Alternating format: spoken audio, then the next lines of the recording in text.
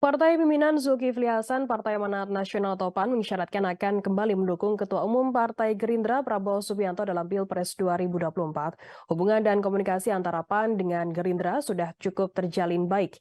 Hal itu diungkapkan oleh Sekretaris Jenderal Partai Amanat Nasional Edi Suparno di kantor DPP PAN Jakarta Selatan pada Kamis 13 April. Menurutnya, apabila ada pembicaraan yang lebih intensif lagi dengan Gerindra termasuk Prabowo, PAN tinggal maju saja. Komunikasi yang baik itu menjadi langkah awal pihak PAN untuk bisa hadir mengunjungi Partai Gerindra. Edi mengungkapkan kunjungan disampaikan secara eksplisit. Hal ini terkait membangun kembali gagasan dan pemikiran yang telah dilakukan pada Pilpres-Pilpres sebelumnya yakni pada 2014 dan 2019.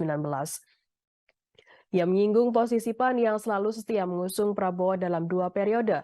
Adapun terkait dengan pembentukan koalisi besar, ia tak ingin menyebut target waktu yang spesifik.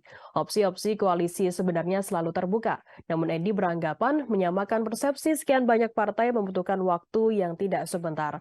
Setiap partai memiliki gagasan-gagasan tersendiri sehingga membutuhkan waktu untuk menyamakan visi dan misi. Namun pernyataan ini diklarifikasi oleh Ketua Umum PAN Zulkifli Hasan pada Kamis 13 April. Zulhas mengatakan PAN belum memberikan dukungan kepada Prabowo dalam rencana koalisi besar.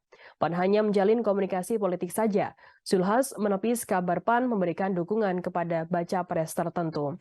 Adapun koalisi besar disebut-sebut akan menggabungkan seluruh parpol pendukung pemerintah Presiden Joko Widodo. Sejauh ini, sejumlah parpol pendukung Kabinet Indonesia Maju telah bertemu dengan Presiden Joko Widodo di kantor DPP PAN beberapa waktu lalu. Pertemuan antara perwakilan PDIP itu disebut-sebut membahas rencana koalisi besar di Pilpres 2024.